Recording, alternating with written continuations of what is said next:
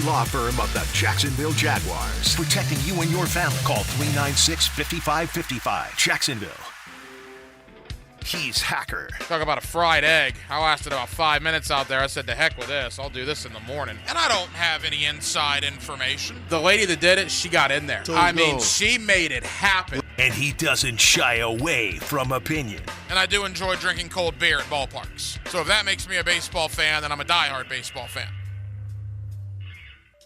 It's Hacker After Dark on 1010XL. And a very good Thursday evening to you, Jacksonville. It is Hacker After Dark, 1010XL, 92.5 FM. With Dylan Denmark, the Hacker Ryan Green with you. Glad you are with us.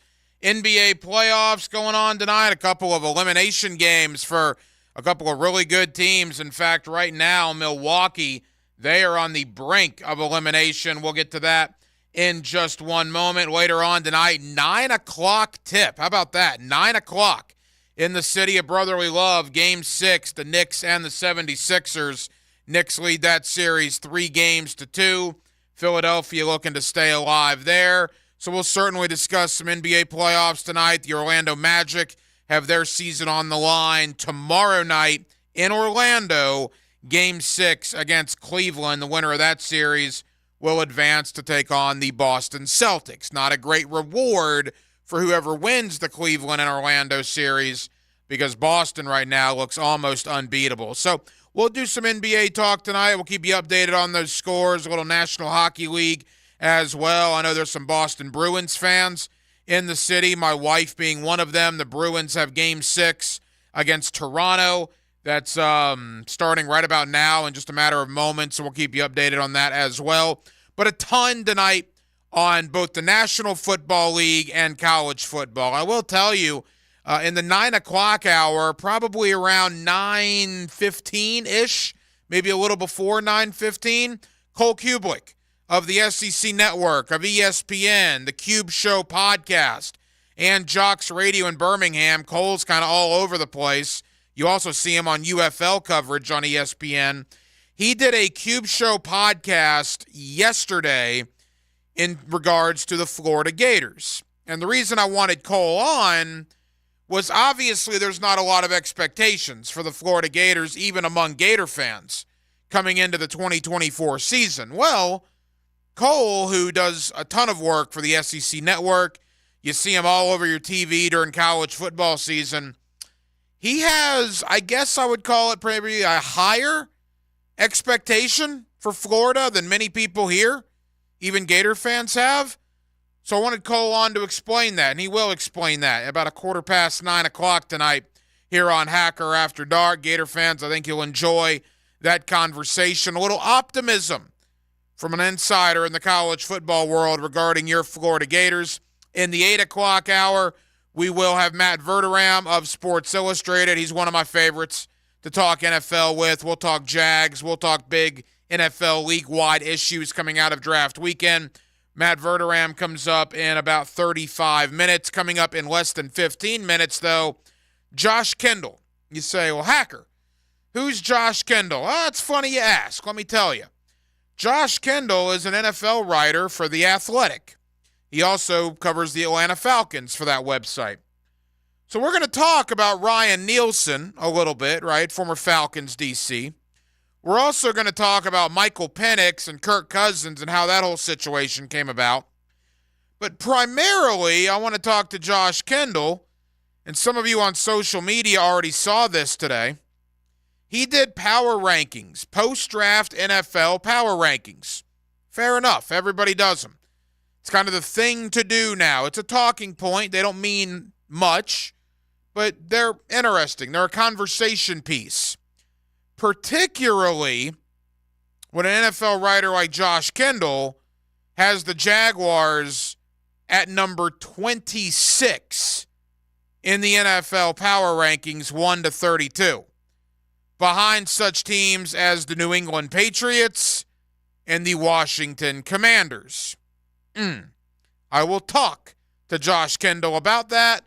I will have him explain himself to you, the Jaguar fans, about that coming up in less than 15 minutes. But I want to begin right there Jaguars, national point of view. Every night here on Hacker After Dark, we do kick it off with a big deal of the night and Dylan Denmark. Let's do that right now. Time now for the big deal of the night. What's the big deal? What is the big deal? No big deal. It is a big deal. On Hacker After Dark. 26 in NFL power rankings is just one website, but The Athletic, a pretty credible website, right? How do you have Jacksonville 26th?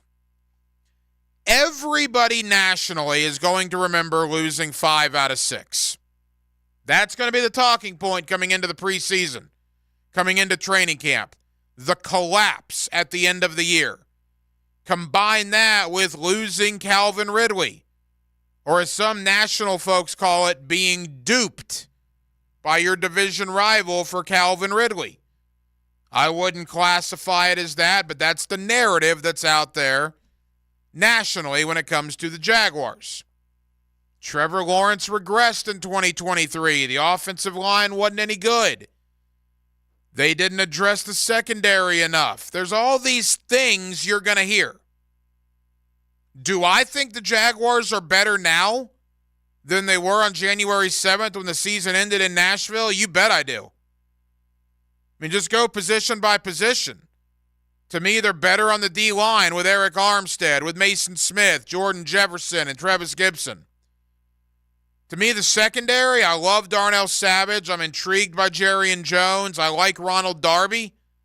I certainly don't think they're any worse in the secondary. At the end of the year, Rayshon Jenkins and Darius Williams, let's be honest, they were not playing very well. Linebackers are about the same. Offensive line, they're better.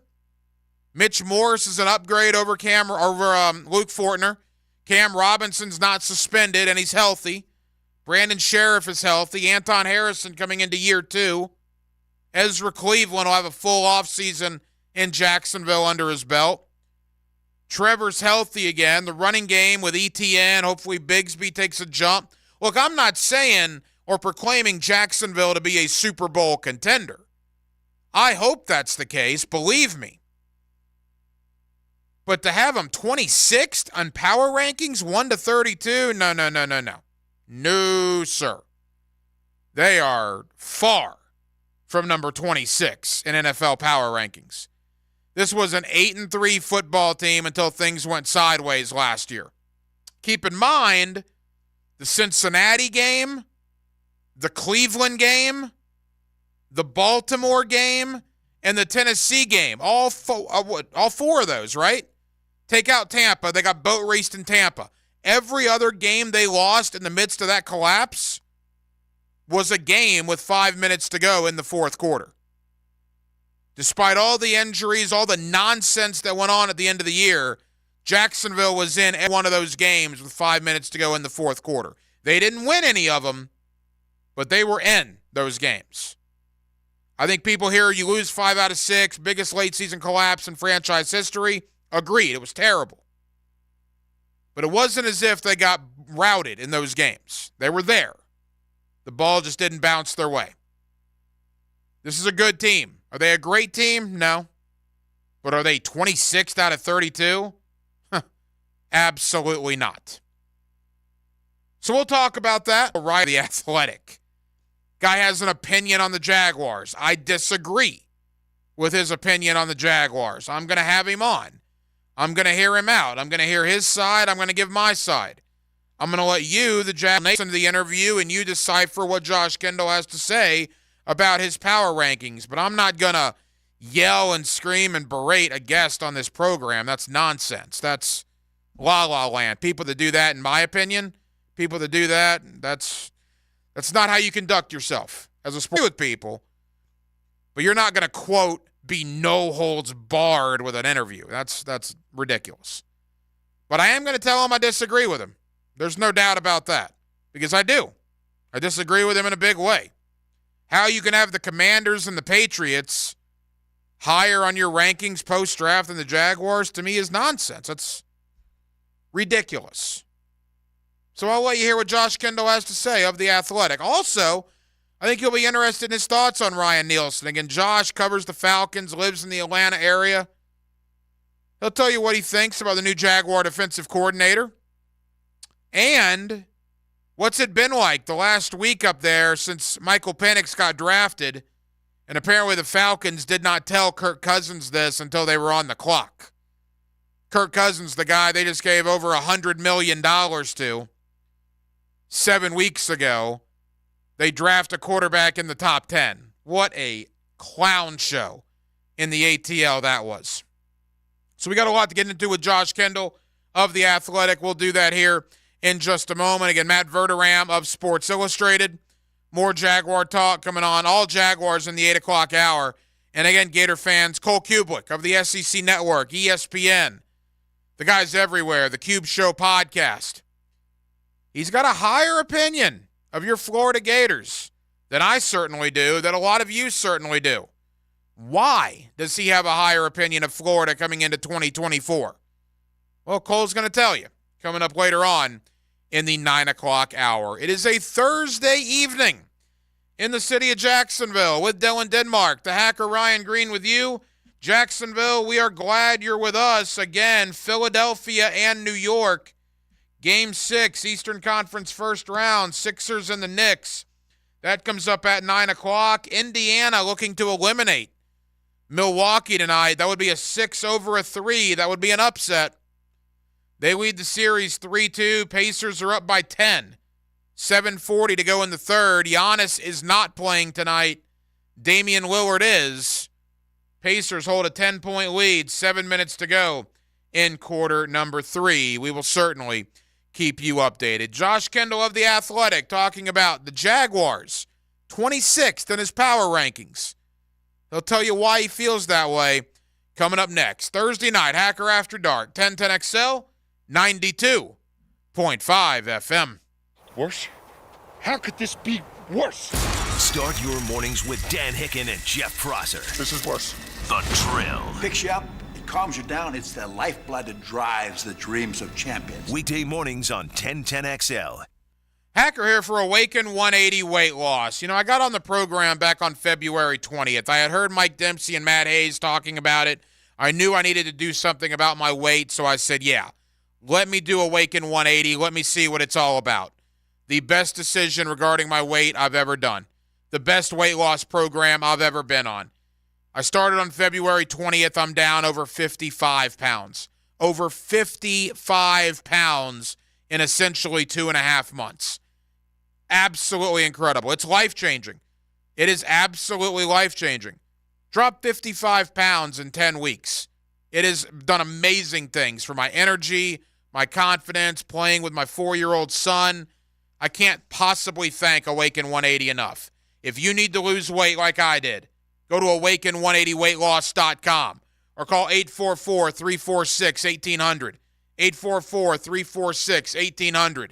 Do what I did. Call Awaken 180 Weight Loss. Rick Ballou for Carlson Dental. You know, I've been telling you this for quite some time because it's true.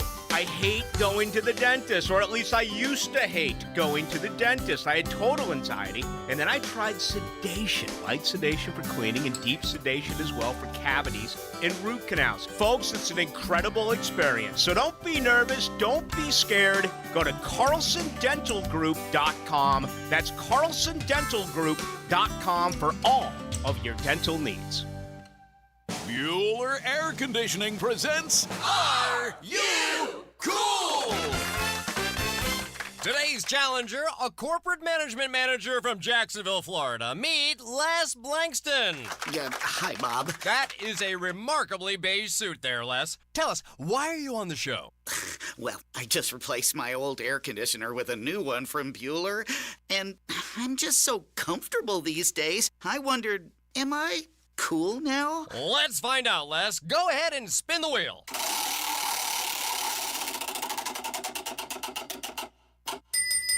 That's right, Les. By upgrading your old AC to a more energy-efficient model from Bueller Air Conditioning, you'll save money, save energy, and proudly show your family that you are cool. Ooh, do you think I should get a mohawk? Pace yourself, Les. Stay cooler with Bueller. Visit BuellerAir.com. Electricians, innovators, and tech enthusiasts, listen up. Miller Electric is shaping the future, and we want you to be a part of it. From healthcare and data centers, corporate offices, aviation, and industrial facilities, Miller Electric is powering the most exciting projects in Jacksonville and beyond. We offer not just a job, but a thrilling career with great pay and incredible benefits. Visit us at millercareers.com to apply. Miller Electric, where your skills meet our vision, an equal opportunity employer.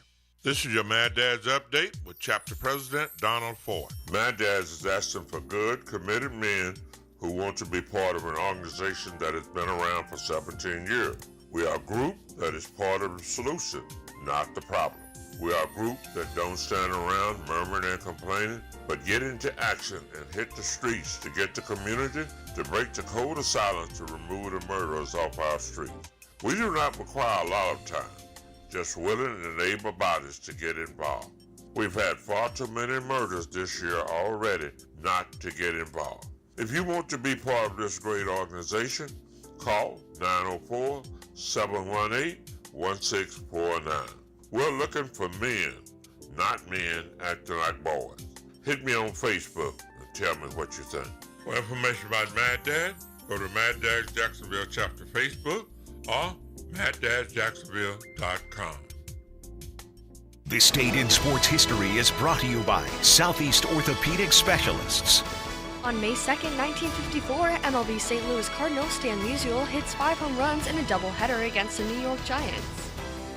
It's about time for a technology support company to speak the language of your business and have local people who actually answer the phone when you need answers now. It's time to call Total Business Systems. Whether your company needs managed IT services, video surveillance, or voice and data wiring, discover why Total Business Systems is on the Jacksonville Business Journal's Fast 50. Call 604-6900, 604-6900, or jacksitexperts.com. 1010XL is presented by Farah & Farah, exclusive injury law firm of the Jacksonville Jaguars. Protecting you and your family. Call 396-5555. Jacksonville. Let's ring up another guest on the All-Pro Roofing phone line. Back here on 1010XL and 92.5 FM in the city of Jacksonville, your home for the Jacksonville Jaguars, and we are glad you are with us. The NFL Draft in the rearview mirror. All eyes now on rookie minicamp and OTAs, which are both now well inside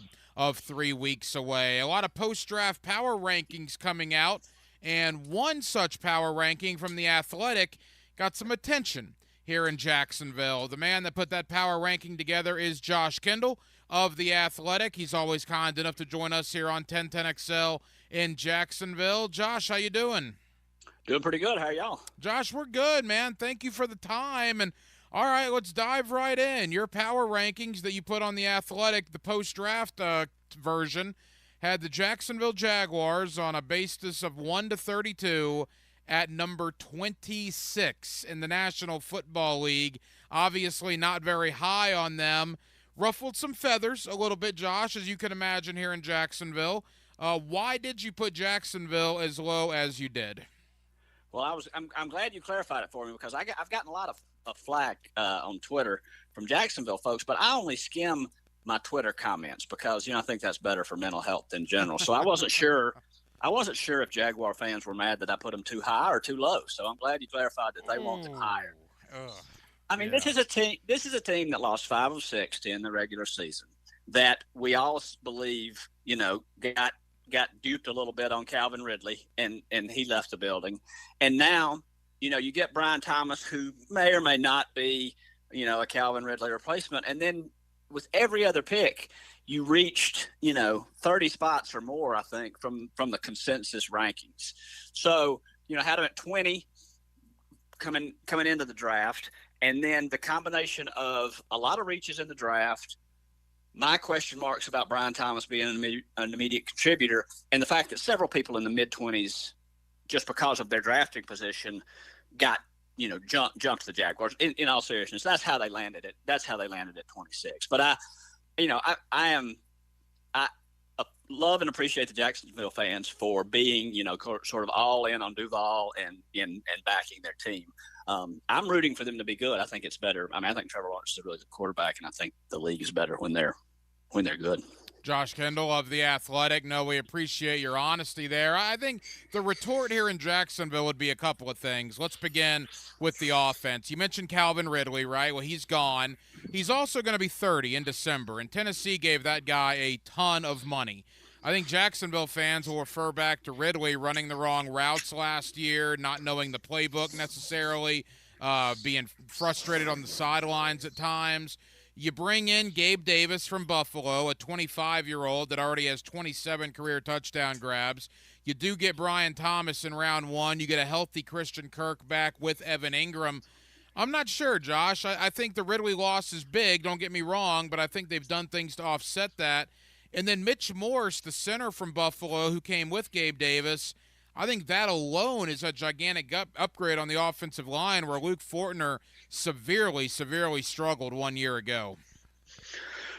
Yeah, I mean, those are valid arguments, but I would argue, and I'm not power ranking salary caps. So, do I think the Titans overpaid for Calvin Ridley? Sure. I think that they absolutely did.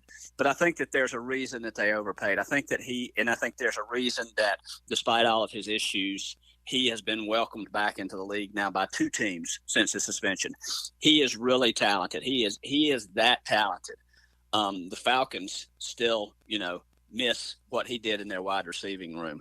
Gabe Davis, to me, has always been a streaky player. Brian Thomas is an unknown. So, for every side of that argument, there, I can play both sides of those arguments, and in total, they're not enough for me to be optimistic about the Jaguars based on the way they finished. All these are all tied together. All these power rankings are tied together. And, they're still, for me, and I think for a lot of people, and I think it's fair, they're tied to the way that season ended last year. And they're going to have to bounce back from that. Yeah, there's no doubt. It was the biggest late season collapse in franchise history. I'm not breaking any news there. Josh, what is your thought on Trevor Lawrence entering 2024? I am a Trevor Lawrence fan. I have no doubt, no skepticism. I watched the kid's career at Clemson. I was a believer right away. I'm not going to sit here and tell you he is a top 5 quarterback in the league or is ever going to be. But I think that, the difference between having the 10th best quarterback in the NFL and the 3rd best quarterback in the NFL is manageable. The difference between having the 10th best quarterback in the NFL and the 25th is you can't bridge that divide. Trevor Lawrence is a good quarterback, and I think has the ability to get to really good quarterback, and that's what you need in the league. I think Trevor Lawrence is fine. If I was Jacksonville, if I was any NFL team outside of who the Chiefs, the Bills, the Ravens, I'm sure I'm forgetting people off my head. I would gladly trade my guy for Trevor Lawrence. Josh Kendall of The Athletic. His power rankings yesterday had the Jaguars 26th in the National Football League post-draft. Josh, let's get into the defensive side of the ball. And before we talk about the personnel, let's talk about a guy you know very well. You cover the Atlanta Falcons up there in the ATL. Ryan Nielsen was there 1 year and then came to Jacksonville after the coaching staff was blown out in Atlanta. What are the Jaguars getting in Ryan Nielsen, and your thoughts on him as the new DC here in Jacksonville? Really good coach, really intense guy. The people who watch practice will see him. He'll be in drills as much as he is supervising drills. He's a hands-on guy. He's an old defensive lineman, and he is a real technician. Grady Jarrett, who is a veteran of the Atlanta defensive line, and a pro's pro. Said that Ryan Nielsen, was his favorite defensive coordinator, taught him more in a year than in terms of technique and the small things than anybody had. He really, really liked Ryan Nielsen, and Grady's, opinion is good enough for me. I think Nielsen, I think had the tea leaves shaken out differently in Atlanta, and Arthur Smith gets this thing moving in the right direction, and Atlanta starts winning. I would not have been surprised to see Nielsen start popping up on these head coach lists that you see every now and then. I think he's that kind of guy. So I think if the Jags have success, I think the Jags defense will be better. I think if the Jags overall have a guy that starts getting that type of attention. And the Jags brought in a lot of personnel that fits Ryan Nielsen's scheme. Eric Armstead was the big signing in free agency. Darnell Savage, Ronald Darby. Now, they lost some guys too, but they lost them on their own accord. I mean, they cut Rayshawn Jenkins. They cut Darius Williams. They cut Fatukasi, just to name a few. Obviously, on your power rankings, again, you're basically going on what happened at the end of the year and the draft, and we get that. But I'm curious your thoughts on the Jaguar defense under Nielsen heading into the year. Again, that's a great unknown. As much faith as I have in Nielsen, I do think he's a good coach, and so I think that they'll be better. I like Armstead. I mean, obviously, everybody likes Josh Allen. So I think that they have a chance, if they can get the type of cornerback play that Nielsen wants, to take a step forward, a significant step forward on defense, and that would lead to them rising up the power rankings. But that's not going to happen until I don't think my sort of thought that their defense is going to be better carries any weight with the power rankings right now. That'll be a September and an October and a November issue. And one of the big complaints, and again, we appreciate you joining us, one of the big complaints I've heard from Jaguar fans about your power rankings is I believe it's New England and Washington. How on planet Earth you could have the Commanders and the Patriots above Jacksonville? I tried to explain it, and I couldn't. That's why I'm getting you on. What was your line of thinking there? Circle back to my argument about quarterbacks and Trevor Lawrence. I'm not saying that the Patriots and the Commanders got better quarterbacks than Trevor Lawrence, because I don't think they do have better quarterbacks than them at the moment. But I think that the upgrade that those two teams got into what should be competent quarterback play boosts them above Jacksonville, if that makes sense. I mean, I think that you can cover so much ground. You can make up so much ground in the league by taking the step from bad quarterback play to okay quarterback play. So that, for me, is why they made jumps. Final moments with Josh Kendall of The Athletic. As we wrap up, Josh, you're obviously not very high on Tennessee either. I think you had Tennessee below Jacksonville. What about the rest of the AFC South? What's your thought on the division? The Colts, I think, were right in the middle of my power rankings. And for me, they could go either way. I think Anthony Richardson, we saw a lot of flashes, and so people think to themselves, boy, I can't wait to see a whole season of that. But the whole season can also reveal flaws. So I think that you're almost entering a second rookie season for Anthony Richardson, and that, to me, is the biggest thing. And then the Texans, I think we all think C.J. Stroud is a difference maker. And so I think I'm really high on the Texans, as everybody who's seen my power rankings knows. So if C.J. Stroud sort of follows up that rookie season, I think they're going to be really good. Yeah, it's going to be interesting to see. We know about expectations here in Jacksonville. The Jaguars did not meet them last year. We'll see what happens with the Texans. Josh, leave us with this. In Atlanta, covering the Falcons, Michael Penix at number 8 after $1 billion to Kirk Cousins. And then, to me, Fontenot, the GM, and Raheem Morris, the head coach, that was not a good look at that press conference. They almost seemed kind of smug when asked if they had notified Kirk Cousins before the pick. I thought that was a bad look for both of those guys. What has been the reaction in the ATL in the last week or so? Basically the reaction everywhere else, I think. Atlanta fans were sort of flummoxed. We're baffled at first and still flummoxed about why you make big investments on both sides of the quarterback thing. I think that the messaging could have been clearer, from Terry and Raheem, certainly immediately afterward. I'll give them credit for circling back to it and talking about it the next 2 days. They haven't been shy about trying to sort of explain their thought process. They haven't explained it perfectly transparently or clearly yet, but they have been willing to say, yes, we understand it's the talk of the draft. Yes, we understand why everybody's looking at us out of the corner of their eye. This is why, this is what we're willing to tell you about our process and why we did it. And it just simply circles back to going from 2 seasons of really not liking anything about their quarterback situation to feeling like they now have 2 guys in the building that they can win with. Josh Kendall of The Athletic. Josh, appreciate the time, man. A lot of guys, when they put power rankings out like this, don't necessarily face the music in certain markets. Really thank you for making time for us here in Jacksonville to explain it, and we'll do it again soon, my friend. Thanks for having me. And I do appreciate Josh Kendall for joining me tonight from The Athletic. I don't agree with what he said. Having Washington and New England ahead of Jacksonville, again, I said that in the first segment, it's nonsense. New England, who's their quarterback? For that matter, who's Washington's quarterback? Jaden Daniels? I mean, we're talking about quarterback play, and then that's a big part of power rankings. Jaden Daniels is not better than Trevor Lawrence. Drake May is not better than Trevor Lawrence. I mean, that's kind of where he lost me there. But some of the other things that he said, look, we don't like to hear it here in Jacksonville, but he's not wrong, right? The perception is the Titans duped Jacksonville for Ridley. Is that exactly what happened?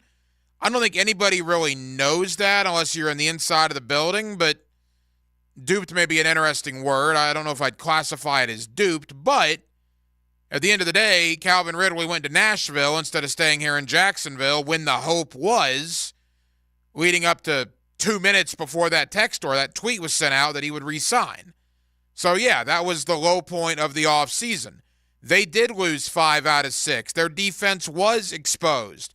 They had to bring in an entire new defensive coaching staff. They had to bring in a lot of new defensive players. They still have not addressed edge pass rush behind Allen and behind Walker. Those are valid points. Those are valid criticisms that you're going to hear regarding the 2024 Jacksonville Jaguars. Now, I know I, like you, whenever anybody nationally comes after the Jags, we get our feathers ruffled a little bit, and we get our backbone raised a little bit. And, we want to come out fighting and scratching and clawing and defending the hometown team, the big cats here, and I totally get that.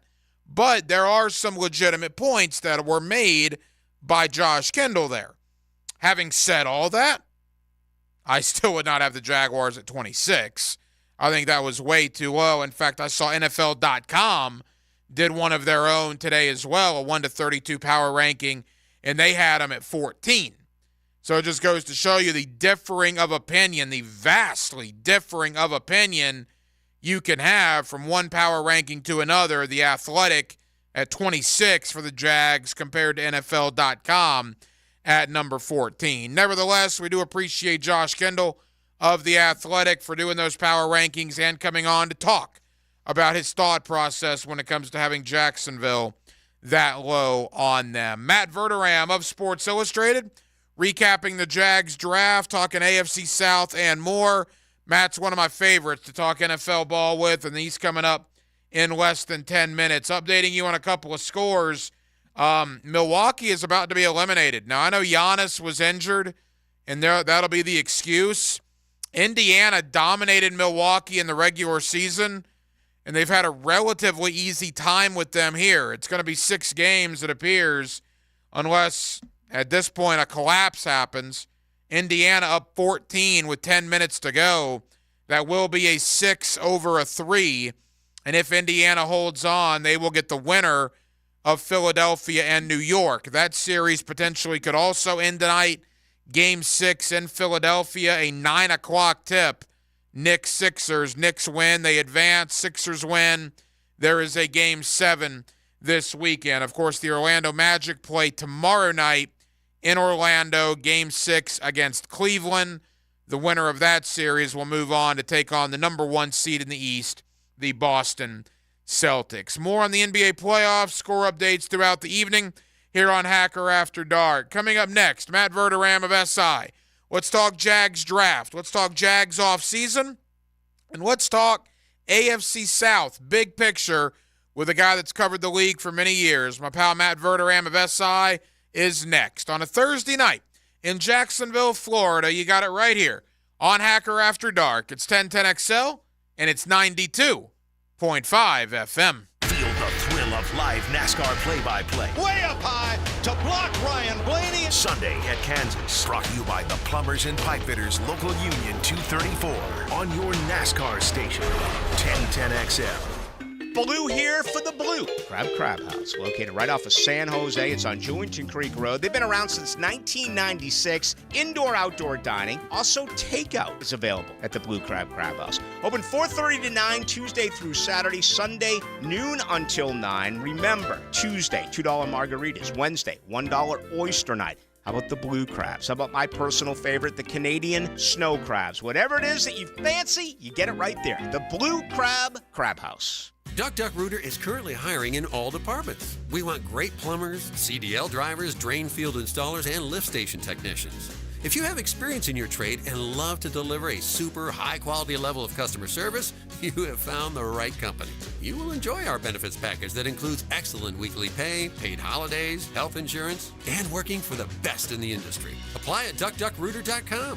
That's DuckDuckRooter.com. And click on the careers page. DuckDuckRooter is an equal opportunity employer. Eric was way behind on his taxes. I owed a lot of money to the IRS, almost $15,000. I tried to make payments. The IRS wasn't satisfied with Eric's efforts, so they came after him full force. They're coming to put a lien and a hold on all my income, my home, my car. I was just overwhelmed at what to do. Then Eric called Optima Tax Relief. When Optima Tax got involved, the calls would stop, the threats would stop. It was easy like 1, 2, 3. Optima Tax Relief is A+ rated by the Better Business Bureau, and their team of expert tax professionals took care of Eric's problem. I owe $15,000, and now my debt is clean. I don't owe anything. Take Eric's advice. If you have a tax problem, you need to call Optima Tax now. Call Optima Tax Relief for a free consultation. Call 800-348-0269. 800-348-0269. 800-348-0269.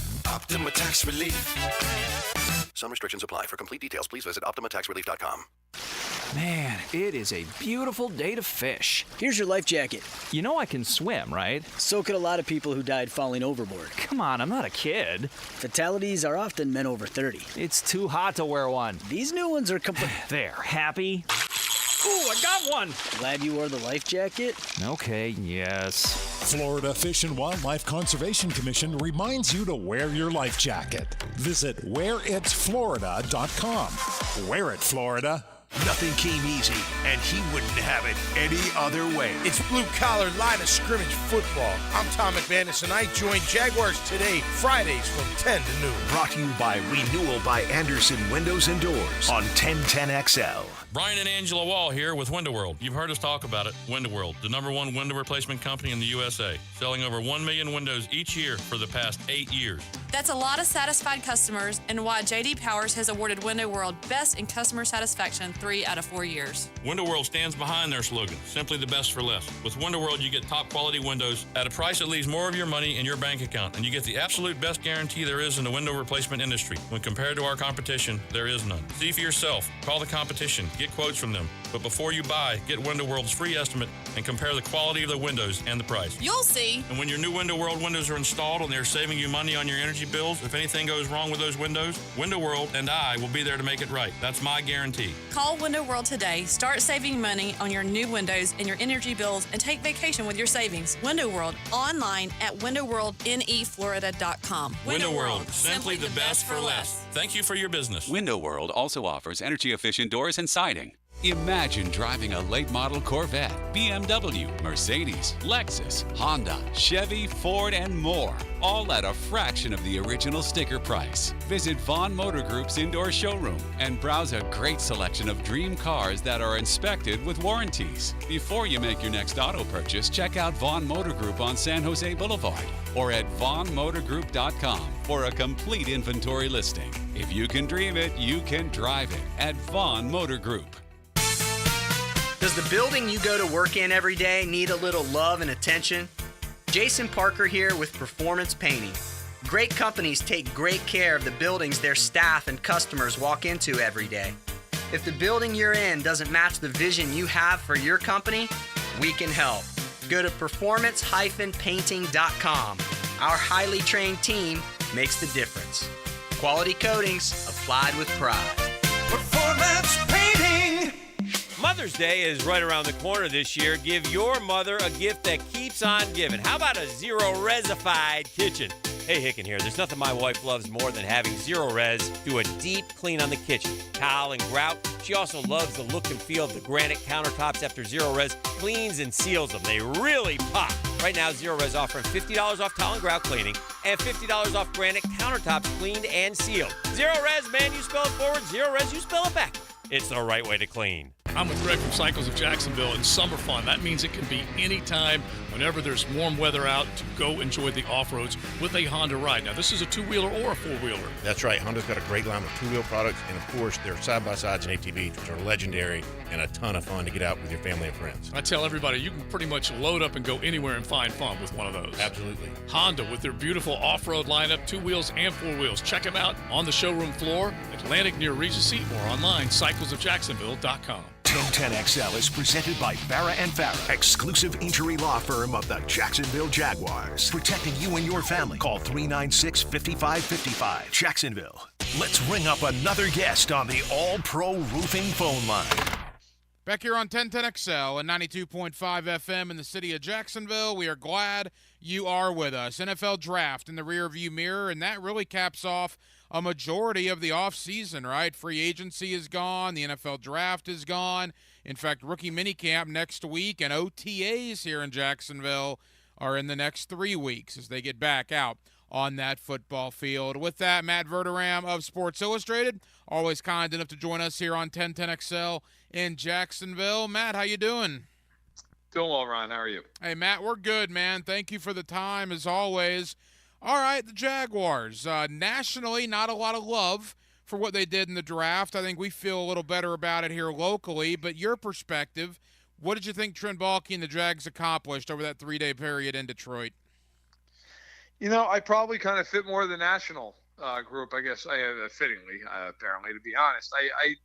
Look, I'm torn on the first round in the sense I like Brian Thomas Jr. I think he's a good player. Like, I don't dislike the pick in terms of the player. I think the player is good. I think he's going to be a very good receiver. So in that regard, I think Jacksonville did well. My concern on it is, and I also should add, I don't mind them making that trade back with Minnesota. Minnesota gave up a fortune. That's fine. They got a lot of value. My concern on it is I felt like Jacksonville really needed to take a corner early, and they didn't do it. And this was the same problem last year. And I've seen some of this mentality of like, well, they got Ronald Darby. With all due respect, Ronald Darby's been on 5 teams in 6 years. Like, there's a reason Ronald Darby's been on 5 teams in 6 years. He's hurt a lot, and frankly, at this point in his career, he's not the player he was early. So, like, there's a part of me that says you could have taken any corner on the board had you stayed where you were. But even after you moved back, other than Mitchell, they could have taken any corner on the board, and they didn't. And for that reason, I dinged them pretty good in my grade. I think I gave them a C. I just felt like that's a clear need that cost them, in my opinion, other than the fact they had some injuries, of course, that cost them the playoffs last year. But they couldn't stop anybody throwing the football. And I just thought that was an opportunity to kind of shore that up. No, that's a fair point. I can't argue with that at all. Quickly, to Brian Thomas, it's interesting. I remember taking a picture at Jaguar training camp last year of Christian Kirk, Calvin Ridley, and Zay Jones. And this was in August. And I remember thinking, wow, for the next, 2, 3, 4 years, this could be quite the trio. And now here we are 8 months later, and only Christian Kirk remains, right? Ridley's gone. Zay Jones was cut earlier this week. So Ridley and Jones out, Gabe Davis, Brian Thomas in to join Christian Kirk and Evan Ingram. Your thoughts on the skill position here in Jacksonville right now? I think they're fine. To the point really that I kind of made the commentary of, how many more receivers do they need? Now this was before they cut Zay Jones. So, factor that in. But I think they've got a ton of guys. I looking at it from my perspective, I'm not worried about Jacksonville offensively. As long as Lawrence is healthy, they're gonna score points. The Gabe Davis signing, I'm not a huge Gabe Davis guy. I've watched pretty much every Buffalo game in his career, and I think there's about 5 games a year where he goes nuts and he puts up huge numbers, and then there's 10 games a season where you're like, is Gabe Davis alive? Is he playing today? Like, where is he? I like I said, I love the Thomas talent. I think he'll be good for them. Kirk is terrific. Ingram has found the home in Jacksonville. ETN can run the ball. I think they're going to be fine offensively. My bigger concern is just, look, defensive line. They added Armstead. It's a quality move. It's really about the secondary for me. Okay, you got Tyson Campbell, Cisco on the back end, but there's just a lot of that's the area that I just felt like they really needed to address, and they didn't. And it's like, I get adding Brian Thomas, But I would have added a corner early, and then, okay, in the second or third round, take a receiver. There's so many of them in this class, and they didn't. And that's kind of where I'm left looking at them going, all right, did you really accomplish the mission here? Matt Verderam of Sports Illustrated here with us on 1010XL in Jacksonville. To that point, they did add a couple of corners in the third and fifth round, but I hear you. Yeah. That's not going to do a whole lot for your starting 11. There are some guys available, right? Xavier Howard apparently is telling people he's been given a clean bill of health. Stephon Gilmore is available. There's talk that Marshawn Lattimore is not happy in New Orleans, and the Jaguars do have a lot of money for whatever that means in the month of May. Do you foresee them going out and maybe bringing in a veteran corner? I think they should. I think Xavier Howard's kind of washed up at this point. Like, I think Howard's kind of to a juncture here where I wouldn't go after him, but I think Gilmore can still play.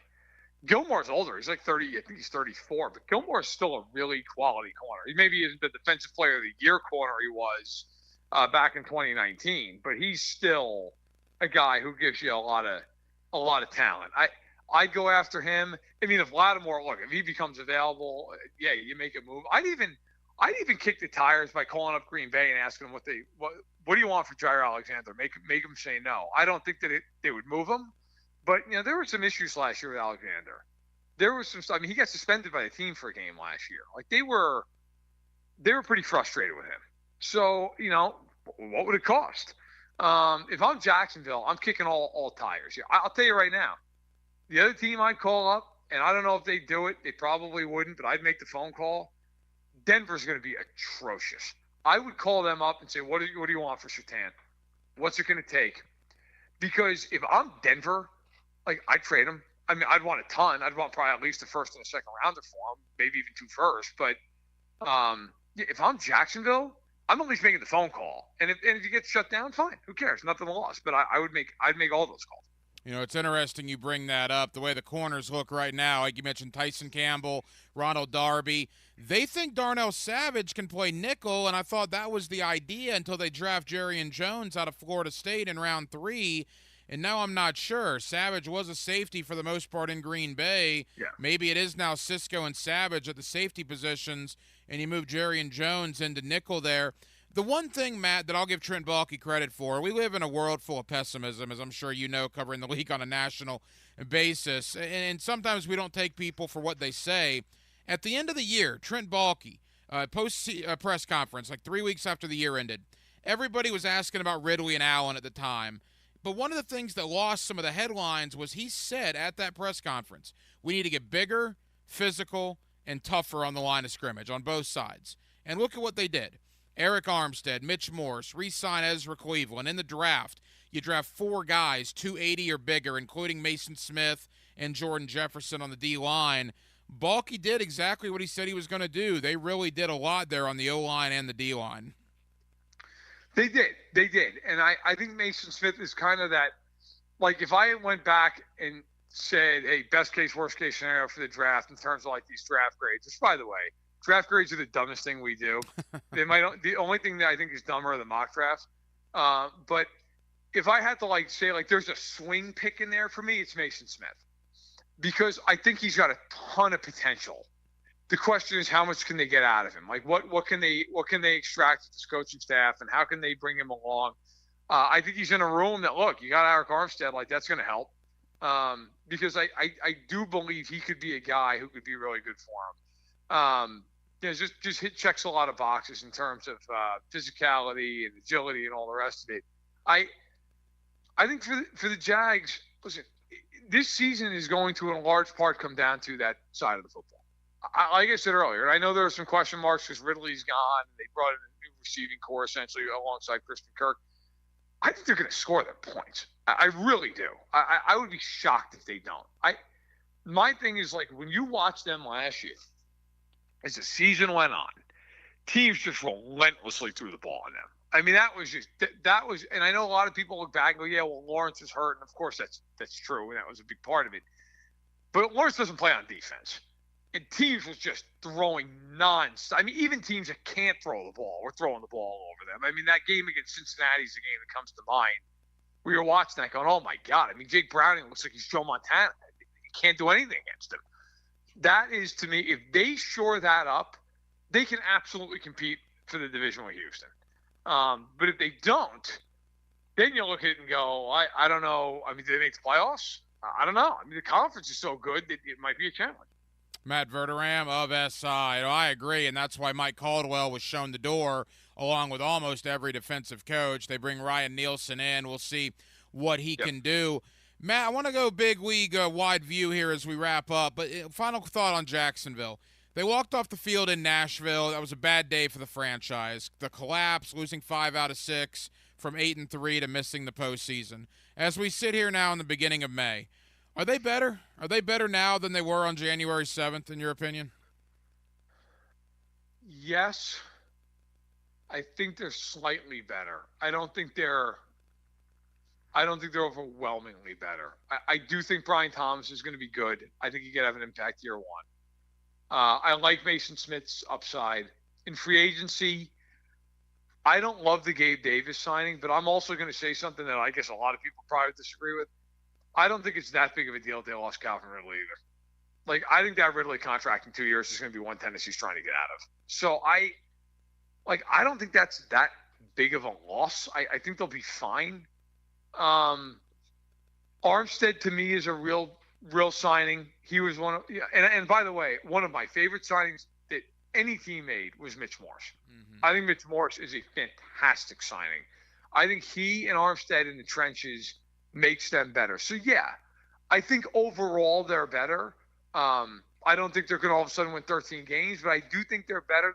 The question is, how much are they improved relative to the rest of the division, where the Colts might get a healthy Anthony Richardson? They added a few pieces. Houston is seemingly almost all in at this point.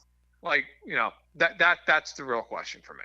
I asked you about the veteran corners really quick. The veteran defensive ends, primarily Bud Dupree, Carl Lawson. Those guys have anything left? Jacksonville might be looking for one now. I mean, that's one of those 1 year incentive-laden kick tires. Emmanuel Ogba's out there. He's another guy, maybe you look at and go, all right, 1 year. I think those guys at this point are rotational players. I don't think they're anything more than that. But I think if you're Jacksonville and you want to give one of those guys 1 year and $3 or $4 million with upside, I don't think it hurts you. I agree, and they did not do that last year. Hopefully they do not make that same mistake again. Final moments with Matt Verderam of Sports Illustrated. All right, league-wide, Matt, I mean, the Falcons got crushed for what they did with Penix after giving Cousins all that money. What was your takeaway from that? That they deserve to be crushed for it. It's one of the dumbest things I've seen an NFL team do in my time covering the league. I mean, that was just, what are we doing here? You just gave Kirk Cousins 4 years and $180 million, and you neutered him before he ever took a snap for you. People that don't, spend their days literally covering the league and being in the locker rooms may not think of it in these terms, but my immediate thought was, if you are one of the Falcons players, you are immediately going to be put into two buckets. Why did we sign Kirk Cousins? Or Kirk's my guy and I can't get that close to Penix because I got to show that Kirk's my dude. I mean, that's a really, really, really crappy way to go into the year. I think it's brutal for Cousins. Cousins walks in there, it's not even his team now. It is, but it's not. Penix is 24 years old and is going to sit for at least 2 years, maybe 3. I'm sure he's thrilled about that. If you're the coaches, what if Penix looks really good in camp? What are you going to do? Mm-hmm. Can't play him. You're screwed. What if Cousins rolls an ankle and Penix comes in and plays really well for 2 games? Well, guess what, kid? You got to go back to the bench because we paid this guy $180 million. I was floored with that decision, and I don't want to hear anything out of the Falcons about, well, hey, listen, now we're set for the next 5 years. No, you're not. You created this huge conflict internally for absolutely no reason. And one of the other things is you draft a quarterback that early because, you need a quarterback in most cases, but also because the guy's cheap for 4 or 5 years. Well, who cares that he's cheap? Kirk Cousins isn't cheap. So all of that is just, I don't understand it. I don't understand any of the rationale behind what Atlanta did. And Fontenot, the GM, and Raheem Morris, the coach, they seemed almost smug when the media was asking him about it. That kind of rubbed me the wrong way as well, not letting Kirk know until they're on the clock. And just, it was not a good look. There's no doubt about that. Matt, leave us with this. AFC South, you and I talked about a year ago. Maybe it was the most boring division in football coming into 2023, right? An exact 180? I'm not going to say it's the most compelling division coming into 24, but good grief, man, with the Texans and the Jags and Anthony Richardson back with the Colts and the Titans spending $1 billion. AFC South is clearly not the doormat anymore, is it? No, it is not. No, it is not. I am very, very interested to see how this all plays out because, like I said, I mean, Houston is like borderline all in at this point after the Diggs trade. And it's weird because I feel like everybody just assumes right now Houston's one of these elite contenders, and I think you have to say they're a contender. I would also say that it was a little bit of an odd off season. Like they brought in Joe Mixon, and then for reasons I'll never understand, gave him an extension, and then they traded for Diggs with 4 years left in his deal, and then voided the last 3 years to make him a free agent after this season. It's like, what? Like, what was the point? I mean, you could have just said, okay, well, look, if you want to renegotiate after this year, fine, whatever. But like, we're not going to give you the option to walk out the door. We just give up a second-round pick. Defensively, you know, they lost Malik Collins. They lost a couple of different defenders. The names escape me. Always Cashman, I believe. Yeah, and Grenard's gone too. That was what I was thinking of. Yeah. Thank you. I was thinking of Jonathan Grenard. They lose Cashman and lose Grenard. Like, I like that Danielle Hunter came in. He's a really good player. He's also a lot older. Like, I think Houston's the favorite. They deserve to be in that division. I also think there's a world here where we're looking at this halfway through the year and, like, Diggs isn't playing well and he's frustrated and Grenard's playing great in Minnesota and, like, they maybe should have kept him and maybe they should have added a corner opposite Stingley because right now that corner room's pretty thin. Like, I think Houston's good. I don't think Houston is just an absolute shoo-in to win 12, 13 games. Matt Verderam of Sports Illustrated. He's one of our favorites here on 1010XL. Matt, I know you're busy, man. Really thank you for the time. Next time you and I talk, it'll be approaching training camp, which is hard to believe. By the way, best of luck to your Knicks, man. I know Game 5 didn't go your way, but hopefully they can close it out in either 6 and or 7. I am in deep pain, but thank you. Thanks, Matt. We'll talk soon. You got it. There you go. Matt Verderam of SI here with us on 1010XL in Jacksonville. On Hacker After Dark, a couple of things that he said really stood out there. We'll get to the Jaguars in a moment. Quickly to Atlanta. That Michael Penix, Kirk Cousins situation is crazy. And Denmark, you brought up an interesting point that I don't think a lot of people have really thought of. Basically, OTAs for every team are coming up. The Jaguars have their OTAs in about 2.5 weeks. I would imagine Atlanta is at roughly the same time. Well, Kirk Cousins cannot participate in OTAs because of the Achilles. So Michael Penix is going to be out there. And Denmark, you know, I'll give you the floor because you're the one that said it. But being able to kind of bond with those young offensive weapons, right? Like Kyle Pitts and Drake London. Yeah, you got young Drake London, young Kyle Pitts, young Bijan Robinson, and a young Michael Penix. That's all their same age. And then if Penix... You know, whenever Kirk Cousins is cleared, now Cousins is going to come back into the equation. That's just, I don't see how that's going to go well for them. It's a wild thing that Atlanta did, no doubt. Absolutely wild, and I think they deserve all the criticism that they're getting. Quickly to the AFC South, I heard Colin Cowherd earlier today on his TV show. I think it was earlier today. It was either today or yesterday. And he was doing kind of the division previews, and he was saying, well, the AFC South is not the laughingstock it once was. Tennessee's awful. Everybody else is good. I don't know if I agree with that. I don't know if I would go as far as to say Tennessee's awful. I think Tennessee is going to be picked to finish 4th in the division. But that's a Titan team that was, what did they end up winning last year? 6 or 7 games. A couple behind Jacksonville, but that's a team that went into Miami and won on Monday night last year with Will Levis. That's a team that knocked Jacksonville out of the playoffs in Week 18 with Will Levis. Indianapolis had to go to overtime to beat them in a game. I would pump the brakes a little bit on Tennessee being terrible. I agree. The other three teams are going to be good. I think Indianapolis is going to be good, depending, of course, on Anthony Richardson. He's basically a rookie quarterback all over again. I mean, what did Richardson play? 170 snaps last year, something like that? I mean, he did not get a lot of experience in year number one. So the Colts are going to go as far as Anthony Richardson will take them. Of course, Joe Flacco is the backup there now in case anything happens to AR-15. You look at, or I guess AR, is he 5? I think he's 5 now in Indianapolis. Yes, that's correct. You look at Houston, they're the favorites. I mean, let's be honest. Let's take our Jaguar teal and black blinders off here for a second. The Texans are the favorites, but it's not as if they're not without flaw, right? And then Jacksonville, I like what they've done. I think Brian Thomas, Gabe Davis, and Christian Kirk, Evan Ingram could be very interesting. It's going to come down to health. I still don't like the depth on a lot of aspects of this football team. I like the starting 22, but I liked the starting 22 last year. And the starting 22 got you to 8-3. It's when all the injuries started piling up, particularly to the wide receivers, that the lack of depth here in Jacksonville really showed its ugly face. Have they done enough for depth purposes? I don't think so. I think starting 22, they're one of the better teams in the league.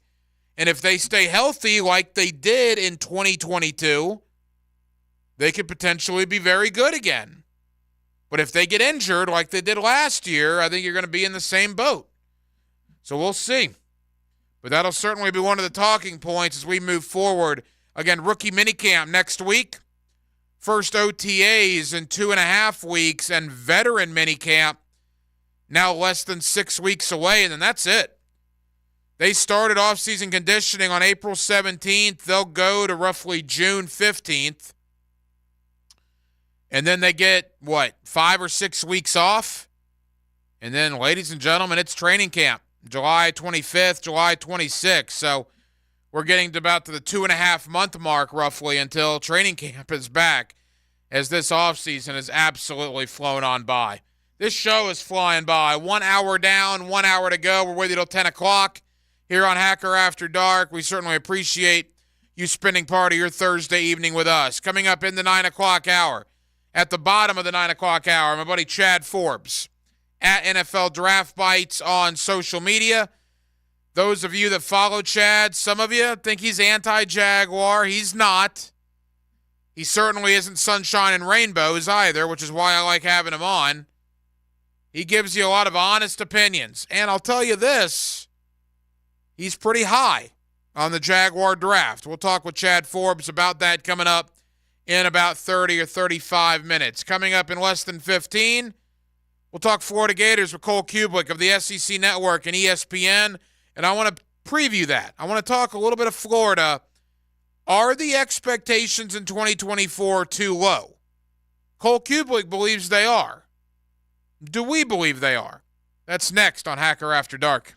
He knows the NFL. Okay. He knows the Jaguars. Fellas, it's pretty simple. He's here to tell you everything he knows about the NFL and the Jaguars. You do a button hook, the rest of you guys block for me, I'll take care of the rest. Mike Dempsey. Okay, on go. 10 to noon on 1010XL. Now you can watch 1010XL shows all day on X, Facebook, and YouTube. Brought to you by MyBookie. Experience Vegas from the comfort of your phone anytime, anywhere. Sign up today. Use promo code 1010XL.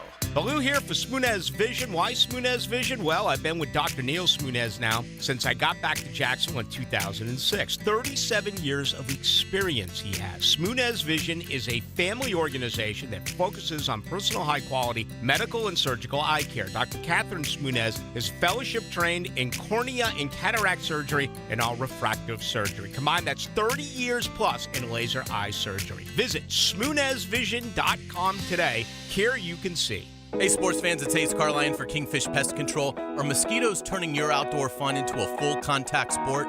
Time to call in Kingfish Pest Control. I can tell you from my own experience, they are the MVPs of mosquito elimination. See for yourself. Call Kingfish Pest Control today and get an unbeatable 50% off your first treatment. That's right, sign up for a full season of lockdown coverage and get 50% off your first treatment. Don't let mosquitoes steal your home field advantage. Reclaim your yard with Kingfish Pest Control. Home of the Jacksonville Jaguars. WJXL AM Jacksonville Beach. WJXL FM Jacksonville Beach. Hey, it's Matt Hayes, and you know you've heard this before. Why is it so hot in this house? Well, summer's already here on the First Coast, and those soaring temperatures can do a number on our ACs. This is where the good folks at Fenwick Home Services have you covered. Fenwick offers same-day 24/7 service, and if you need a new AC because yours is on its last leg or already broken, Fenwick has next-day installation. That's right, next day, and can keep your family cool and comfortable all year long. Book online now at FenwickHomeservices.com. That's FenwickHomeservices.com, and stay cool and comfortable all year long. Here's your 1010XL community calendar of local events and nonprofit groups helping people here at home. Your kids ages 5 through 12 can play tackle football and cheerleading with the Police Athletic League. Register at PALsports.org. If you'd like to play in the Northeast Florida Cornhole Tournament at Wingate Park May 18th, register at Tsunami10U at mail.com. It benefits Tsunami Fast Pitch Softball. The 5-Star Veteran Center of Jacksonville is the place homeless veterans can go to recover, recharge, retrain, and reconnect. Learn more at 5starveterancenter.org. If you could benefit from a grief and loss support group, call Haven Hospice at 279-1677. You have healing power. Even writing a letter or volunteering can help heal a veteran. Find out more at healvets.org. You can find out how to share your community event at 1010XL.com. Hey sports fans, this is Hayes Carlyon for QC Kinetics. This is the absolute worst time of the year to be dealing with joint pain. You can't do all the outdoor stuff you love to do, hiking, jogging, biking, playing on the beach. Don't go through summer missing out on life. Call QC Kinetics now and find out how they can use biologics from your own body to give new life to your achy joints. You gotta call QC Kinetics now for a free consultation. 904-274-5522. Serving the Jacksonville area with locations in Mandarin and Ponte Vedra Beach. Again, this is the future of medicine. Tens of thousands of QC Kinetics patients around the country are living their best life this year because they made the call. Call QC Kinetics now for your free consultation. Revolutionary treatments for joint pain are here. Again, Mandarin and Ponte Vedra Beach. Call QC Kinetics now, 904-274-5522. That's QC Kinetics. 1010XL is presented by Farah & Farah, exclusive injury law firm of the Jacksonville Jaguars. Protecting you and your family. Call 396-5555. Jacksonville. Packer After Dark on 1010XL. Indiana eliminates Milwaukee. Pretty big upset in the NBA playoffs. That's a 6-3. The Bucks are out. They get the winner of the Sixers and the Knicks. Knicks can close out that series tonight. Game 6 tipping off. Actually just tipped off there in the city of brotherly love. Cole Kublik of the SEC Network and ESPN coming up here in just a moment. He does a Cube Show podcast on YouTube and where you get other podcast outlets. Really good podcast, actually. I enjoy it. And that's the reason I wanted Cole to come on, is because yesterday he did one on the Florida Gators. And he's not proclaiming Florida is going to win the national championship this year. Far from that. But he also doesn't think they're going to be dreadful like a lot of us locally do. He thinks Florida is going to be better than the expectation for them coming into the year. Now, again, that's relative, because some of us have the expectation that Florida's not going to win but 4 or 5 games. Being better would be going to a bowl game, right? So I don't want it to seem like he's saying Florida's a top 10 team, because he's not. He's just saying that Florida, in his opinion, is going to be better. And I won't give away everything because I listen to the podcast. I'm going to ask him about the podcast. But Denmark, one of the things that Kublik said, and we got to go quick here, and I've heard other people say it as well. I think Josh Pate, we had him on the Late Kick Show, and I believe he was another guy that kind of made this point. Everybody's talking about the Gators schedule, and with good reason. Although you got to be careful to not just look at the logos on that schedule. Look at the actual rosters. Miami and Texas A&M have a sexy logo. Are they better teams than Florida? Probably not better. I'd say Florida's certainly in the conversation with them. Keep in mind, A&M fired Jimbo last year. They have a first-year head coach, and Florida gets them in September. Miami's won 12 games in 2 years, and Florida gets them in the swamp. Yeah, Miami's going to all come down to their quarterback they got. Right. Tennessee's got a brand-new quarterback. Now, Florida's got to go there, but Tennessee's got a brand-new quarterback, and they lost an awful lot. Missouri lost a ton. You know, you look at Kentucky. They're going to have a brand-new quarterback. So I guess Kubelik's point was, yeah, it's a tough schedule. Yeah, Florida's going to have their growing pains, but focus more on the rosters as opposed to the logos that they're playing. Well, and also, too, Kubelik works with Greg McElroy and Birmingham, and McElroy said that he thinks highly of Florida, too, above what most people think. And McElroy also said, he goes, look, they beat a good Tennessee team last year. He goes, yeah, it didn't work out down the stretch, but you see that this team could be good from that one game. Now, I mean, how much you want to bet on that one game, and, you know, you see that one game and, you know, pull it toward this year, okay, but I don't know. Those two guys, they're one of the few that think highly of them. I don't know anybody here locally that's high on the Gators. Like anybody that I talk to at the water cooler or anybody here at the station, nobody's really high on them. You're a Gator alum, man. You got that orange and blue blood pumping through your veins. Would you sign on for 6-6 right now? Yes. I probably would, too. Not even a thought. You tell me 6-6 in a bowl game? All right, at 6-6, is Billy Napier back in 2025? You can't base Billy off a record. It's going to have to be on how his offense looks. And the fundamentals, right? The stupid, idiotic things that go on there during games. Clean those up. Man, Graham Mertz played a lot better than most people thought. You just can't just look bad. If you look bad in year 3, and this is most of your guys now, and I think that's hogwash it was most of Mullen's guys. When you go over to a team, it's your team now. And yes, I understand that people have differing opinions, but these are your guys that you win. And they just got somebody from the portal today, an interior offensive lineman, I think, from Southern USC. Cal. Yeah. He was a 5-star, a 4-star on Rivals. Yeah, it all depends on how he looks and how his team orchestrates. You can't really base it off a record. Well, look, if 6 wins sounds harsh, here's the bottom line, all right? We know the end of the year is Georgia, Texas, Ole Miss, LSU, Florida State. Are they going to win any of those games? Because if you don't think they're going to win any of those games, that means they need to be 6-1 going to the cocktail party to get to 6 wins. Now, if you think they can knock off a Georgia or a Texas or an Ole Miss or an LSU or a Florida State, well, all right. But they're going to be underdogs in probably all of those games. So if you lose all of those, you have to be 6-1 coming to Jacksonville, which includes Miami, A&M, Tennessee, Kentucky, UCF, and at Mississippi State. Cole Kubelik, his expectations on Florida are probably higher than mine, to be honest. We'll talk about it next with him on Hacker After Dark. Get cup-chasing NASCAR racing. Drag race, son. Sunday at Kansas. Brought to you by the Plumbers and Pipefitters Local Union 234. From Jacksonville's NASCAR station, 1010XL. Bueller Air Conditioning presents Are You Cool? Today's challenger, a corporate management manager from Jacksonville, Florida. Meet Les Blankston. Hi, Bob. That is a remarkably beige suit there, Les. Tell us, why are you on the show? Well, I just replaced my old air conditioner with a new one from Bueller, and I'm just so comfortable these days. I wondered, am I cool now? Let's find out, Les. Go ahead and spin the wheel.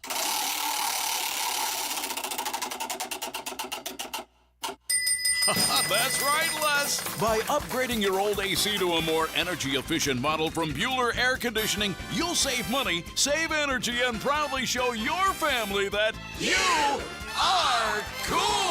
Ooh, do you think I should get a mohawk? Pace yourself less. Stay cooler with Bueller. Visit BuellerAir.com. I'm here with Danny Van Sickle, Director of the Electrical Training Alliance. Danny, tell me about your program. Hey, Rick, we're a 5-year electrical apprenticeship. Our students start out making over $40,000 a year, and right now graduate making over $90,000 a year, including benefits. There is no tuition or no student debt. You just have to apply and get accepted. Did you say no tuition and no student debt? You heard that right, Rick. Once you're accepted to the program, your only costs are the books and the course fees. About $800 a year. That sounds like an amazing opportunity. How can I learn more? Just go to etajax.org, and you can apply there. Apply by May 23rd. What defines a hero? Dedication, loyalty, courage. Every day at AMCO, we serve heroes. For over 60 years, we've repaired and maintained the most critical public service vehicles. From complex transmissions to simple brake jobs with flexible financing and the extra safety precautions we need. The heroes we serve don't all wear uniforms. They're people like you. At AMCO, we're proud to serve all of you. AA MCO. Money tight? We can finance almost anybody. Find the AMCO transmissions nearest you at amcojacksonville.com. Firefighters, paramedics, police officers. They take care of us, and at AMCO, we're proud to take care of them. For over 60 years, we've repaired and maintained the most critical public service vehicles. As an essential business, we work on every kind of car repair with flexible financing and extra safety precautions. Essential, reliable, trusted. That's the men and women who are there for us, and it's our honor to be there for them. AA MCO. Family owned and operated in Jacksonville, Orange Park, St. Augustine, and St. Mary's, Georgia. AMCO Transmissions and Total Car Care. This Date in Sports History is brought to you by Southeast Orthopedic Specialists. On May 2nd, 1954, MLB St. Louis Cardinal Stan Musial hits 5 home runs in a doubleheader against the New York Giants. Exciting news from All Pro Roofing. Effective right now, you can get an instant roof quote. Just click the Instant Roof Quote tab on their website. Whether you're in need of roofing, exterior siding, or windows, All Pro Roofing is your local partner for quality craftsmanship. Click the Instant Roof tab and voila! Get an instant quote. It's that simple. Click on the Instant Roof Quote tab today at allproroofingllc.com. License number CCC 1327056. CDC 060138. Hey Jacksonville, I'm sure by now you've seen our bright green GFL trucks and containers throughout the greater Jacksonville area. We are an industry leader in solid waste and would love the opportunity to earn your business. We are committed to customer service, reliability, and have unwavering focus on safety. Whether commercial or construction, let us haul your waste away. Call 904-760-5880 to get a quote today. GFL, green for life. Hey everybody, Jennifer Marion with Randy Marion Cadillac in Jacksonville here to say hello, and we'd sure like to have your business. You know what? They're going to love the king of price. My dad believes in making great deals and having a great selection in stock. Cadillac XT4s, XT5s, and XT6s, and Escalades. The all-electric Cadillac Lyriq. CT4s and CT5s. Cadillac luxury and selection is just waiting for you. At Randy Marion Cadillac, Southside Boulevard, Jacksonville. And don't forget, tell them Jennifer sent ya. Instant Keys. Instant Keys. You don't have to go to the dealer. Instant Keys comes to you. Instant Keys saves the day if you have lost or broken keys. They can program new keys and remotes for nearly every make and model of vehicle at a fraction of the dealership cost. Fast, honest, and reliable locksmith service. Call 722-1111. Instant Keys. Instant Keys. You don't have to go to the dealer. Instant Keys comes to you. This is Keith Catlin for Catlin Truck Accessories, and we are so blessed to be in business for over 100 years. Over 100 years of the best product and customer service means you can count on Catlin. From roll-and lock bed covers to Lear toppers to cam locker toolboxes, Catlin Truck Accessories has you covered when it comes to your truck or van. We do those too. Got a fleet of vehicles? We can outfit them all. Who can you count on? Count on Catlin. One name, one location, 100 years, you can count on Catlin. Have you or someone you care about been arrested or had their driver's license taken away? I'm Susan Cohen, and I work with David Robbins at the law firm of Epstein & Robbins. We are experienced fighters for those charged with DUI and all criminal offenses. I've been named the best DUI attorney in the state, and David has been named the best criminal defense lawyer in Jacksonville. In your battle with the justice system, there is only one thing you need to know. Dial David 24/7 at Epstein & Robbins, 354-5645. 1010XL is presented by Farah and Farah, exclusive injury law firm of the Jacksonville Jaguars. Protecting you and your family. Call 396-5555. Jacksonville. Let's ring up another guest on the All-Pro Roofing phone line. Back here on 1010XL and 92.5 FM in the city of Jacksonville. We are glad you are with us. Boy, we've been so caught up on the NFL draft and everything going on that we're already in the month of May, if you can believe that. Conference media days are just over 2 months away, and what will be the biggest college football season we've ever seen, with all the realignment and, of course, the 12-team playoff awaiting us at the end. With that, Cole Kubelik, you hear him on Jocks Radio in Birmingham. You see him on the SEC Network and his podcast, The Cube Show, which is why I wanted to get Cole on. He had some very interesting comments about the Florida Gators. Cole, how we doing today? Hey, I'm doing great, Ryan. Appreciate you having me on. Hey, Cole, thank you. So your podcast, you do, The Cube Show, and I would recommend all Gator fans go check out one of your latest episodes. Man, there are not a lot of expectations in a positive way for the Gators entering 2024, year 3 for Billy Napier. Yet, you're one of the guys that maybe thinks Florida is going to exceed some of those expectations. Talk about that a little bit. I think part of it, Ryan, is just the expectations were so low. I think these people that are talking about Florida, winning 2, 3, 4 games, I just think it's laughable, to be honest with you. And I think it does start with the schedule. There are a lot of people, and we've been propping this schedule up for 2 years now since it was first dropped, or we first saw about it, a year and a half. And people saw the logos and the names that were on that schedule, and I think immediately just said, "Oh no, this is insurmountable. This is impossible. This can't happen." And I think when you actually dive into it, it's just not as an impossible task, I think, as a lot of people would assume. Like, Miami's done a lot through the portal this year. I understand it. Ryan, Miami went 7-6 last year. Mm-hmm. I mean, Texas A&M knocking on the door of the SEC championship game. Mississippi State's got a new head coach. Central Florida was 6-7, and a lot of people packaged that Miami and Central Florida. Oh, it was so dangerous. Watch out for these teams. Tennessee's got a new quarterback. They got a lot of new pieces. Their football team. Kentucky's got a new quarterback. They're going to rely heavily on some transfers. Don't know exactly how that's going to look. Georgia and Texas, yeah, that's what it's going to be, man. You're going to have to play probably perfect football to be competitive in those games. LSU, that offense can't be as good as it was last year. It's just not. You lose Mike Denbrock, Heisman Trophy winning quarterback, couple first-round receivers. And the defense, yeah, they get Blake Baker, but they had dudes on defense last year now. I mean, one of them you and I are going to talk about here in a few minutes. So, I don't think they have a ton of dudes right this second. Ole Miss will be tough, but I tell you, if I was going to get Ole Miss, I'd rather get them on November 23rd than September 23rd. That's for sure, because I think depth's still going to be a little bit of an issue for that football team. Florida State, rivalry game.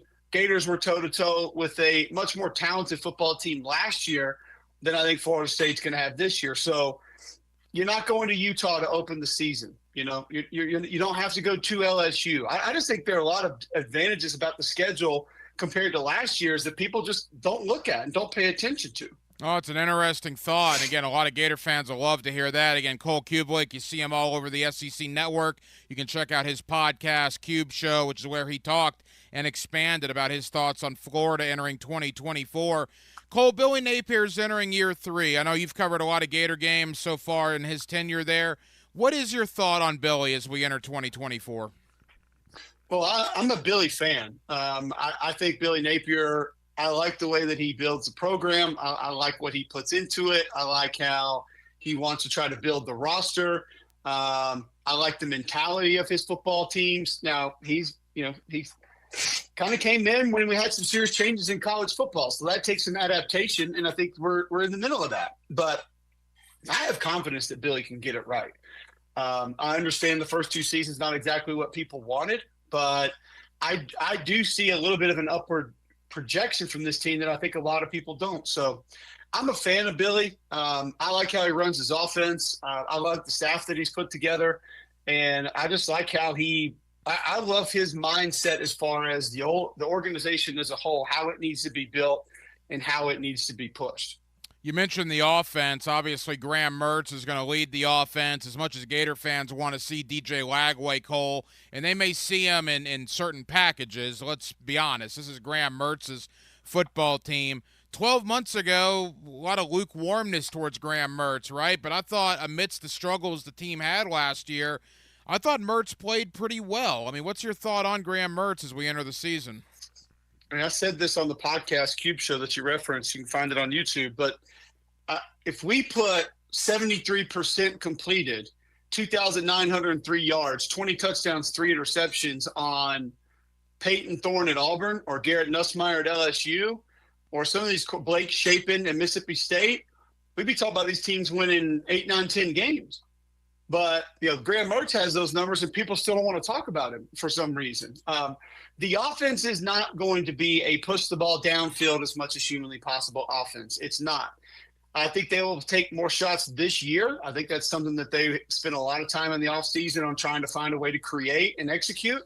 But this is an execution offense.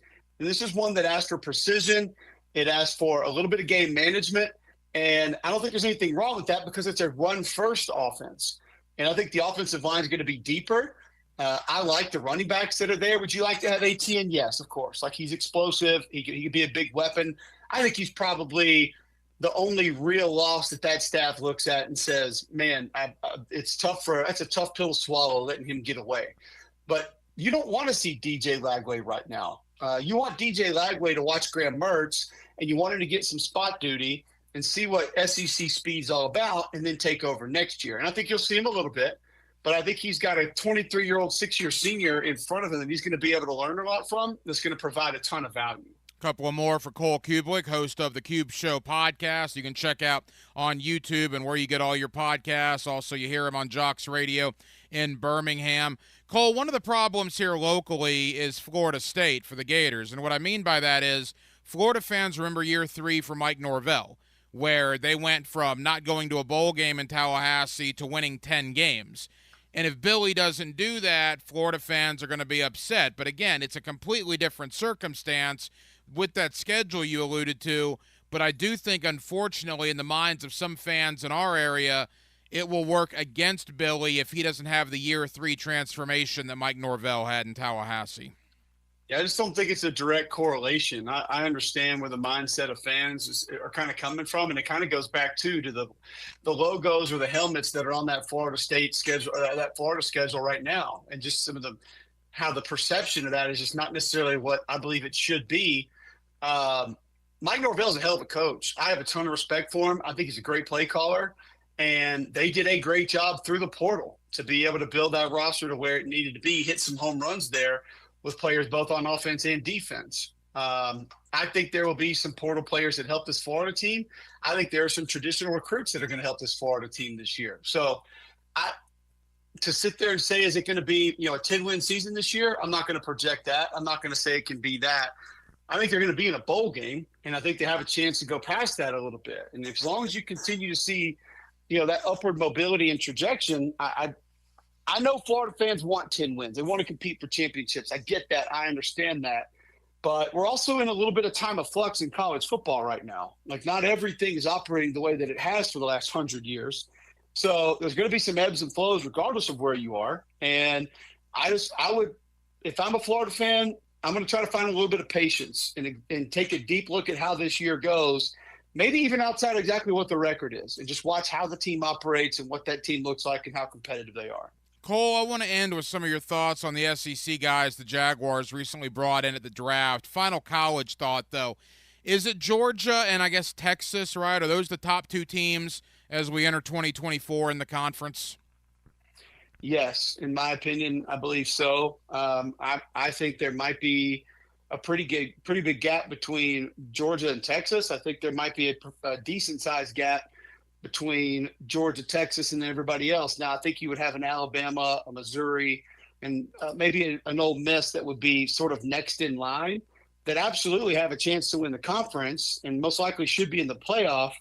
But I would have Georgia and Texas on a little bit of a different platform than I would those other schools. Final moments with Cole Kublik. You see him all over the SEC Network. We also encourage you to go check out his podcast, Cube Show. We'll tell you all about that and where to find that coming up here in just a moment. Cole, with all you do in the Southeastern Conference, man, the Jaguars obviously took big notes in the SEC as they drafted, I want to say, if you count the Texas guy, I think it was 7 guys in total of the 9 were from the SEC, including 3 from LSU, Brian Thomas in round 1, and the 2 big defensive linemen, Mason Smith and Jordan Jefferson.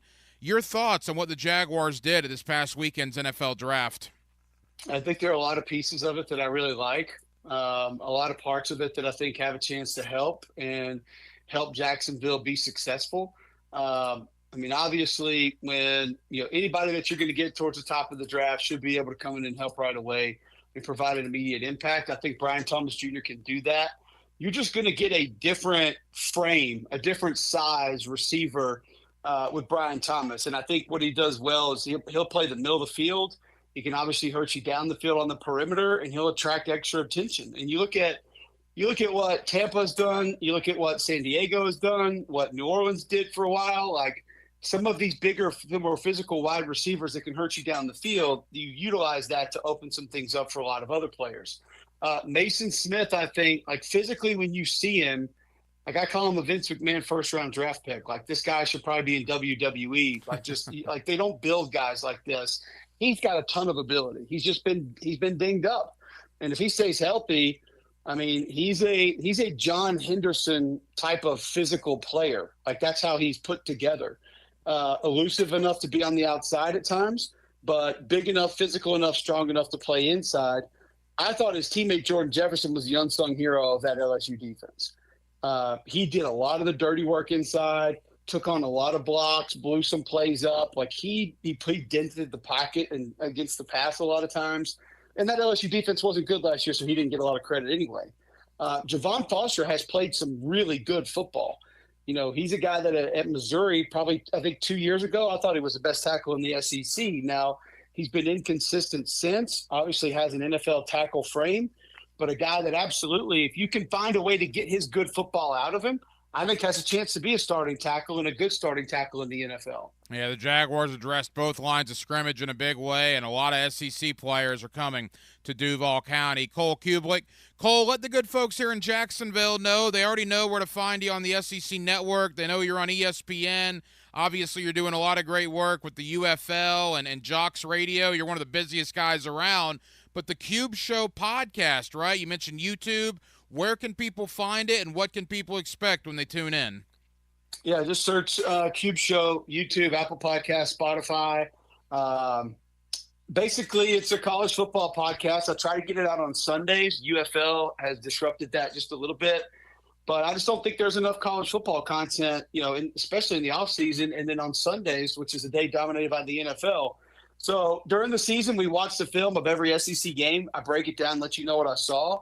Off season, we're doing spring reviews right now, which is why you had me on. The Florida spring review just went up yesterday, and we've knocked a couple other teams out. We'll push those out through the rest of this month and probably into next month, and then we'll start previewing this fall coming up after that. I mean, we'll maybe have a couple top fives or something, or put together an all-conference team, or if anything big hits, we'll discuss that. But it's college football every week, and just try to break it down in a little bit more of a technical way. Like what I see on film, I'll take transfers from out of the league that are coming in that people don't see, and try to give you something a little bit more than a star rating on a guy coming in that's going to play for you and let you know what the film looked like. We absolutely love it. The Cube Show podcast on YouTube and where you get your podcasts. Go check it out. Cole Kublik. Cole, I know you're very busy again, man. Thank you for taking time out for us in Jacksonville. We'll do it again soon, bud. I appreciate you having me. Home of 2 naval air stations and 1 sports radio station called 1010XL. This is Jacksonville.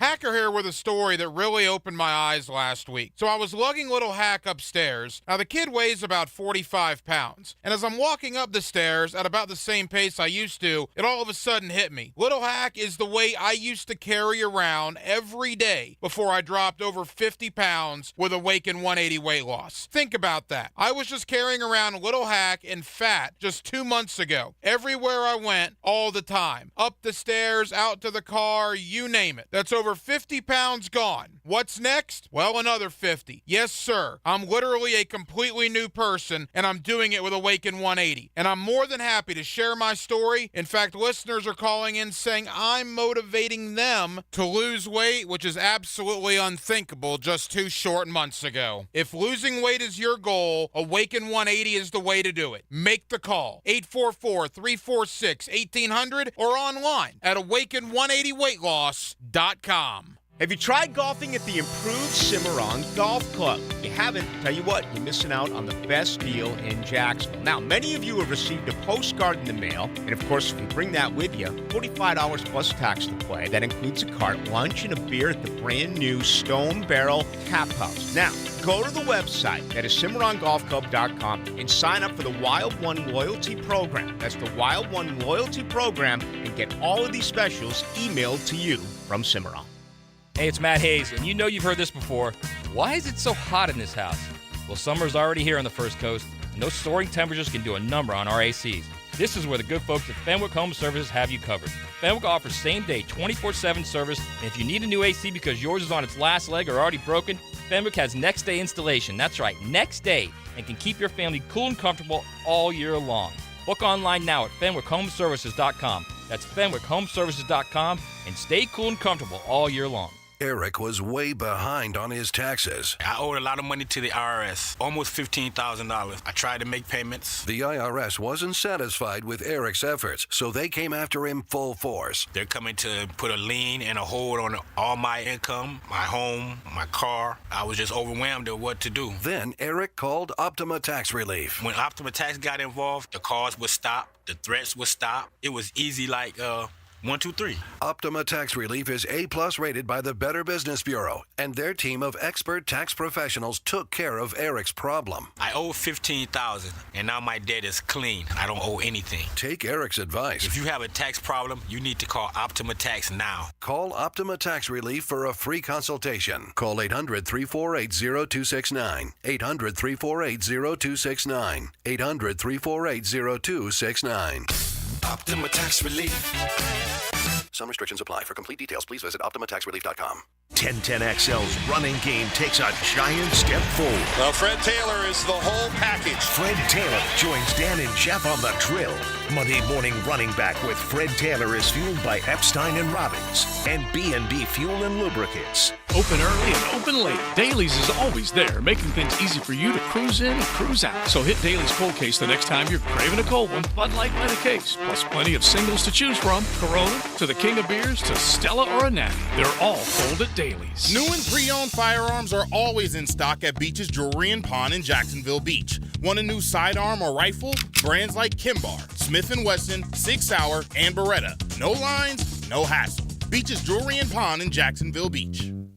Discover the difference that local expertise makes at First Coast Lighting and Fans. Visit their showroom at the Avenues and browse high-quality products to match your desire for elegance, quality, and uniqueness at First Coast Lighting and Fans. The biggest, baddest rock experience in the United States is here. Welcome to Rockville with Foo Fighters. It's times like these, Motley Crue. Slipknot. Disturbed. Jelly Roll. Limp Bizkit. Queens of the Stone Age. And Breaking Benjamin, Evanescence, Cypress Hill, Black Veil Brides, A Day to Remember, Anthrax, In This Moment, Primus, Stone Temple Pilots, Tech 9, and Judas Priest, plus so many more. Welcome to Rockville. 4 days, 5 stages, and 150 bands. May 9th through the 12th at Daytona International Speedway. Passes and camping on sale now at welcomeToRockville.com. Imagine a complete one-stop shop for all your company's technology needs. A Jacksonville business who keeps their customer service local, so you never get outsourced to a distant call center. When your company is ready for faster support for managed IT services, voice-over IP phone systems, or access control, discover why so many business owners select Total Business Systems. Call 604-6900, 604-6900, or jacksitexperts.com. RJ Saunders here, sports lovers. I recently took a tip from Frank Frangie when I needed to send flowers to my mother. Frank told me that Kuhn Flowers is the only florist he ever uses. So that's what I do now. I use Kuhn Flowers. Find them online at kuhnflowers.com. 1010XL is presented by Farah and Farah, exclusive injury law firm of the Jacksonville Jaguars. Protecting you and your family. Call 396-5555. Jacksonville. Let's ring up another guest on the All-Pro Roofing phone Back line. here on 1010XL and 92.5 FM in the city of Jacksonville. We are glad you are with us. The NFL Draft in the rearview mirror. How did the Jaguars fare? And we've already seen some of the ramifications of the draft, right? Joey Sly, the kicker, cut because the 6th-round pick, Cam Little, appears to be the brand-new kicker. And Zay Jones, also released by the Jaguars because Brian Thomas is on his way to town. Let's talk about all of it with my buddy Chad Forbes. You follow him on social media at NFL Draft Bites, and he's always kind enough to give us some time here on 1010XL. Chad, how you doing? That was a Trent Baalke draft right there. I'll tell you, a lot of upside, exciting players. Brian Thomas, I absolutely love. He was 8th on my board.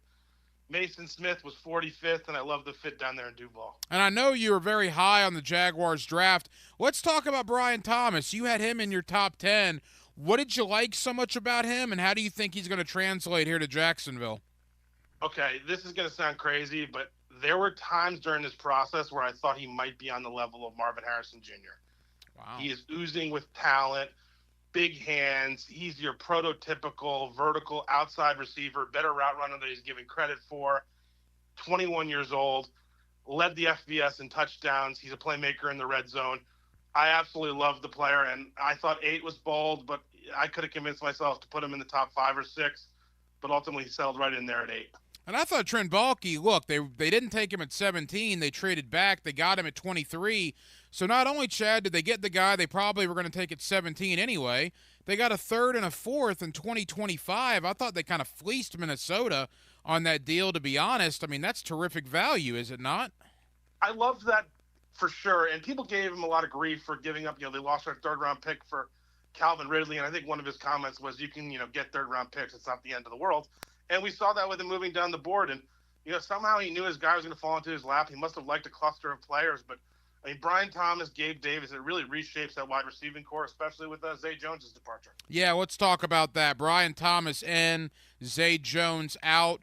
Just your thoughts on Zay. He'll probably find a job pretty quick, I would imagine. He's only 29, a lot of production. But some fans here, including my son, quite frankly, little hacker, did not take the Zay Jones departure news very well. I thought it was a class move by the organization. They signed him to really a contract that he outplayed for those first 2 seasons. They could have held on to him late into the offseason, tried to get a 6th or 7th round pick. But letting the guy get out there and hit the market and see what he can get from maybe a team like the Steelers, good for him. And they reshaped the wide receiving core with these bigger guys, which you look at, that's what Trevor Lawrence had at Clemson.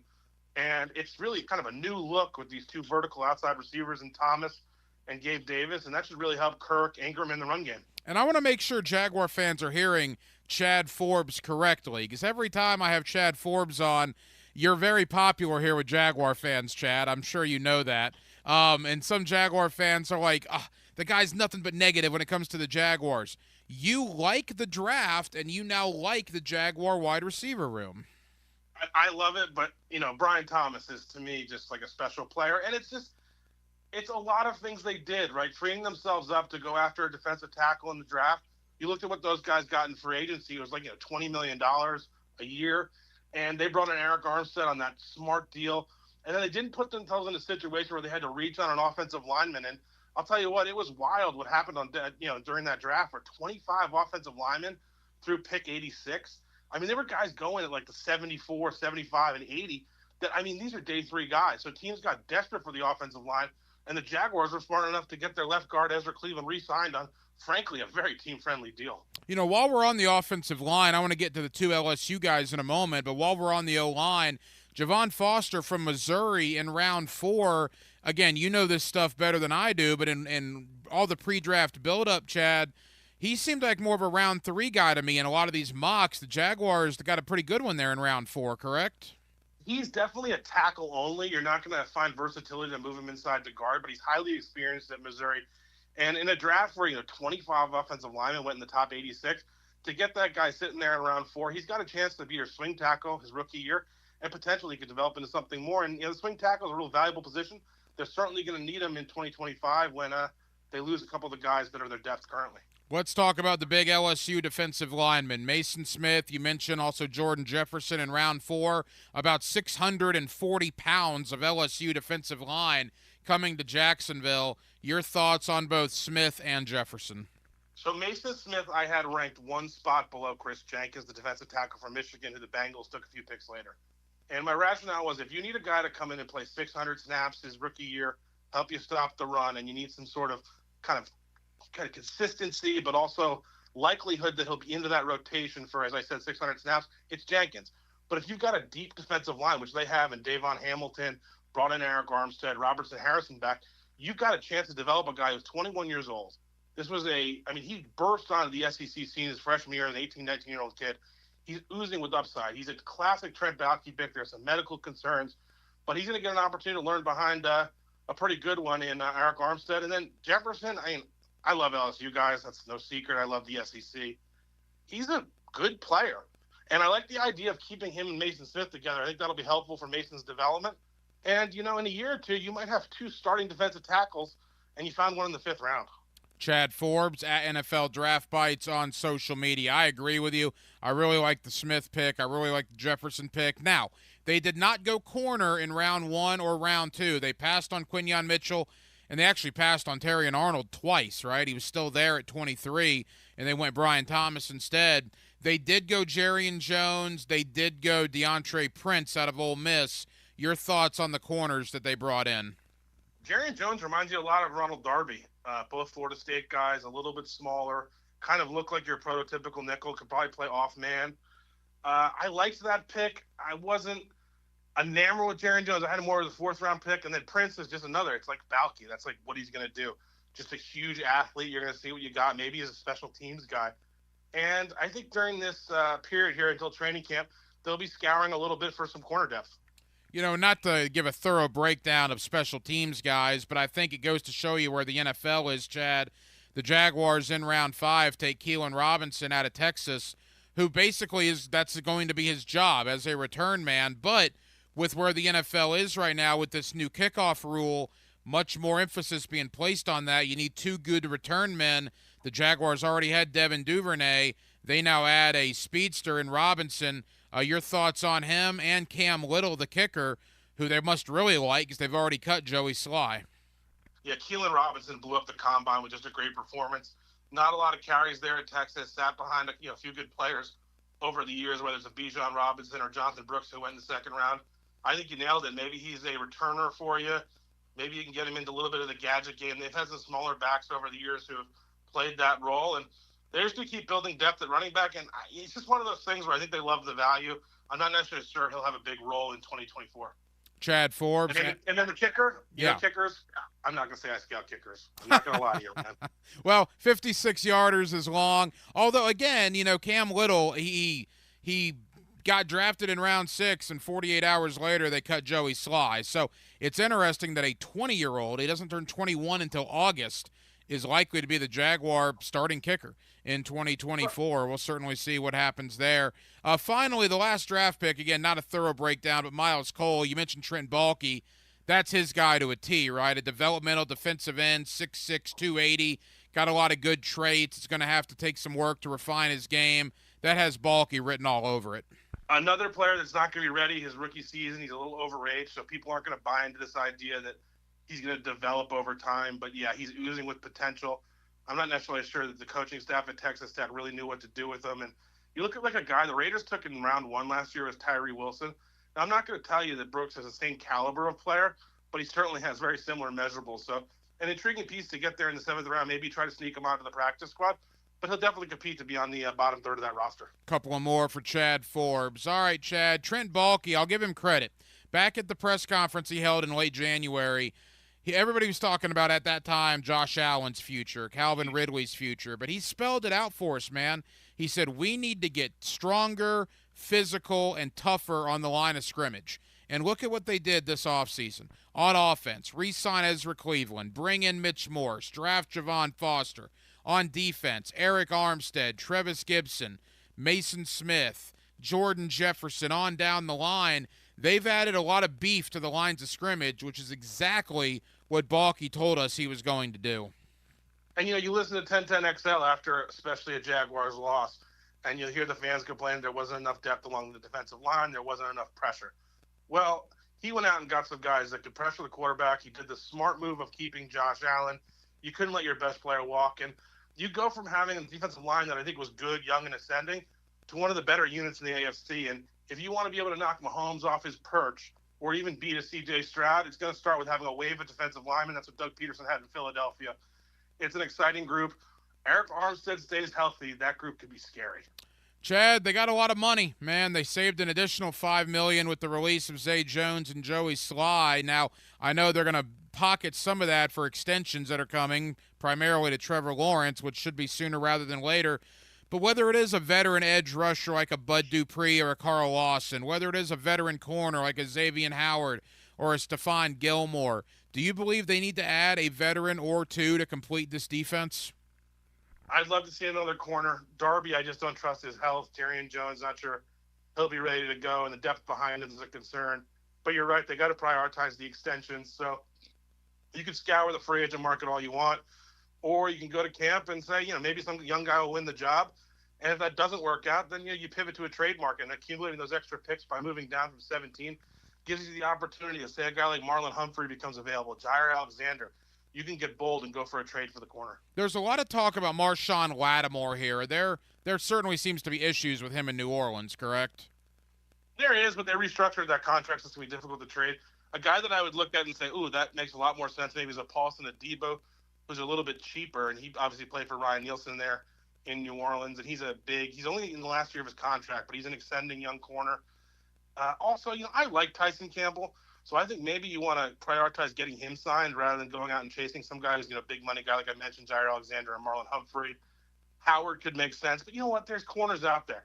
It's really hard kind of come training camp to find an impact pass rusher and offensive lineman, but teams always seem to find corners. Final moments with Chad Forbes at NFL Draft Bites on social media. Chad, when they walked off the field in Nashville, that was a bad day for the Jaguar organization. The fans, the team, everybody losing 5 out of 6, from 8-3 to flat out missing the playoffs. They've done a lot in the last 3.5 months. Coordinator got fired. Assistant coaches got fired. They've brought in between 18 and 20 new guys, most of which will make the 53-man roster. The work they've done in the last 3.5 months, do you feel this is a better football team now than it was when they walked off the field in Nashville in January? It's certainly a more physical and deeper football team, and I believe they identified those as the areas that led to that second half collapse. So I like the direction they went, starting with Morris and Cleveland. I thought they stabilized that offensive line, got aggressive on the defensive line, and I like the rebuilt wide receiving core. So, yeah, it's a better football team. They even upgraded backup quarterback. I mean, Trent Baalke, nobody in the media is ever going to give the guy any credit. He gets a lot of criticism. But I think he's done a pretty damn good job with this team this offseason. No, I completely agree. Chad, leave us with this. League-wide, biggest takeaway from the draft. Atlanta's getting crushed for what they did. Maybe a thought there. And just overall takeaways league-wide. What were the big things that stood out? I love Michael Penix. I had him as my fourth quarterback. He was closer to Jaden Daniels than people wanted to admit, or Drake May.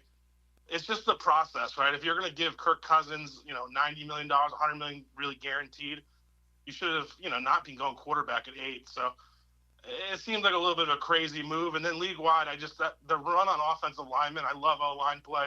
But to see 25 go in the top 86, that just felt like desperation around the league. He's one of our favorites, Chad Forbes. You can follow him on Twitter/X at NFL Draft Bites. Chad, hard to believe this, man, but the next time you and I talk, we'll be previewing training camp, as this offseason is absolutely flown by. We'll talk soon, my friend. Thank you. Well, for us Florida guys, there's some beach time coming. You are not lying. Thanks, buddy. Yeah, thank you.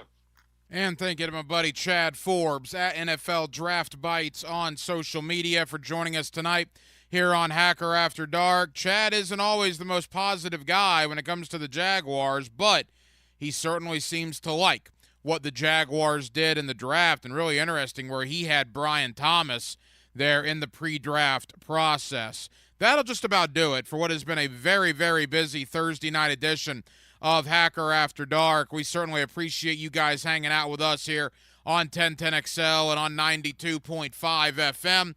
We have a ton of people to thank tonight. Again, Chad Forbes at NFL Draft Bites, one of our go-to guys here on Hacker After Dark. Thank you to Cole Kubelik. You see him all over the SEC Network, the Jocks radio program in Birmingham, and his podcast, Cube Show, that you can see on YouTube, and you can get it wherever you check out your podcasts. Talking about the Florida Gators. Obviously not a lot of expectations for Florida in the win-loss column heading into 2024, yet Cole, who's as close to the conference as anybody with the work he does with ESPN and the SEC Network, thinks Florida might exceed some of those expectations. He's a little higher on the Gators than some other people are, so I thought it was interesting to hear some of his thoughts there. Josh Kendall of The Athletic stopped by. Josh put out his power rankings yesterday, his post-draft NFL power rankings, had the Jaguars at 26. I didn't argue with him. I just simply let him explain himself, and then you decide if his argument was valid or not. If you missed that conversation, you can check it out on the streaming service, obviously, on our social media platforms, or on the 1010XL on demand there at 1010XL.com. What do you think about the explanation he gave as to why he put the Jaguars 26th overall behind teams like Washington and New England? And then Matt Verderam, a buddy from Sports Illustrated. Really enjoyed Matt's contribution to the program tonight. I know he's very busy this time of year, and we certainly want to thank him for taking time out here with us on Hacker After Dark. We will be back tomorrow night on a Friday to wrap up the week here on Hacker After Dark, beginning at 8 o'clock. Dylan Denmark was your producer tonight. Dylan, great job as always. I'm the hacker, Ryan Green. And again, Jacksonville, thank you for spending part of your Thursday evening with us right here on Hacker After Dark on 1010XL and on 92.5 FM.